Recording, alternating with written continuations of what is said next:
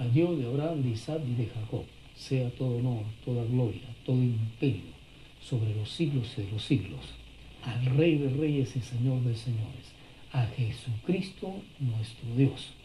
A Él le alabamos, le glorificamos con todo nuestro corazón, con toda nuestra alma, nuestra mente y nuestro ser. Estábamos hablando de Pedro y de la experiencia que él de una u otra manera tuvo que enfrentar después de haber partido el Señor Jesucristo.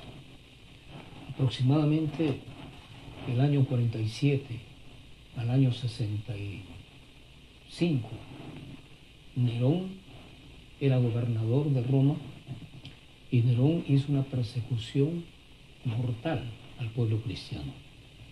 Como sabemos también por la historia, el año 64 hubo un incendio en Roma que Nerón acusó a los creyentes cristianos, quienes habían sido objeto para incendiar Roma.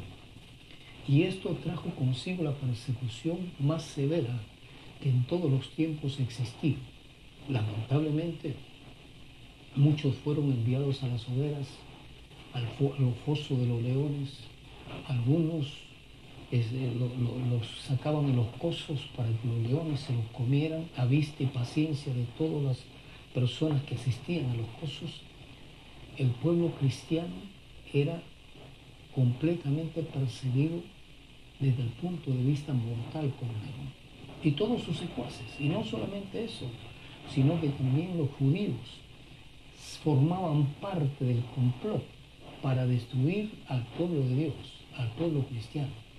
Los judíos daban señas donde habían los cristianos para destruirlos, daban señas si se habían confabulado con el imperio romano para tratar de destruir al pueblo de Dios. Entonces, viéndolo desde el punto de vista histórico, Pedro está escribiendo al pueblo de Dios esta carta para alentar, para animar, para consolidar la vida de aquellos que verdaderamente permanecían en el Señor. Ahora, no podemos decir claramente que Dios no lo eligió para eso, lo eligió para eso. ¿Por qué razón? Porque hasta ahora tenemos la virtud y la gracia de poder tener este libro bendito que es la palabra de Dios en nuestras manos y de poder seguir a Jesucristo como lo siguieron los cristianos primeros. Y le damos las gracias al Señor por ello. Ahora, otra de las cosas muy importantes que debemos comprender es que Pedro, el apóstol, está aconsejando de una manera ferviente, de una manera constante, a que la iglesia permanezca firme a pesar de la persecución. Si nosotros hacemos una remembranza del capítulo 1, el versículo 3, empieza con el título Una esperanza viva. Y luego el versículo 13 del capítulo 1 llama el llamamiento a una vida santa.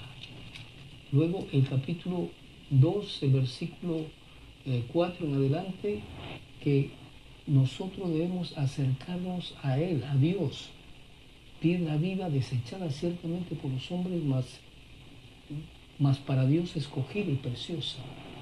Y luego nos habla en el versículo 11 que debemos vivir como siervo de Dios en el capítulo 2. Y luego nosotros nos vamos rápidamente al capítulo 3, que nos está hablando de los deberes conyugales y luego de una buena conciencia. En los deberes conyugales vamos a tratar en esta oportunidad porque es importante y necesario entender esto. Es importante y fundamental comprender las raíces de lo que estamos hablando y compartiendo.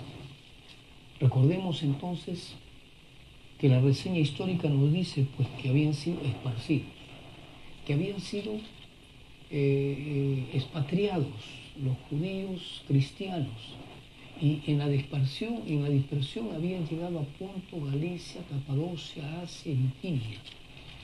Y ellos llegaron a estas ciudades, a estos países, a estas naciones, y aprendieron las costumbres de ellos. Esto es importante entender.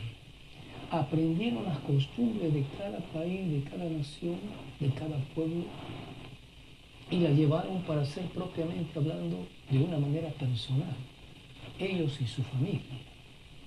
Y recuerde que en aquel entonces era el imperio romano que dominaba todo Asia, que dominaba todo el mundo. Y el imperio romano había impuesto no solamente los impuestos, no solamente había impuesto su autoridad o su autoritarismo, sino había impuesto su cultura, había impuesto sus creencias, había impuesto sus religiones. Y el pueblo cristiano tenía que, de una u otra manera, prevalecer en lo que él había creído. Sin embargo, vuelvo a repetir, las costumbres las habían aprendido sus hijos, sus esposas.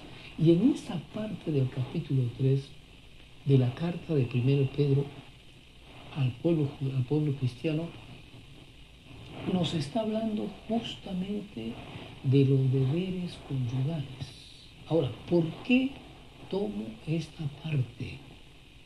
¿Sabe por qué tomo esta parte?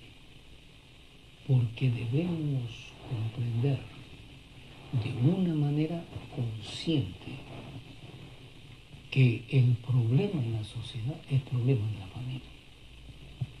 Que el problema durante todas las etapas de la vida que han existido y se han formado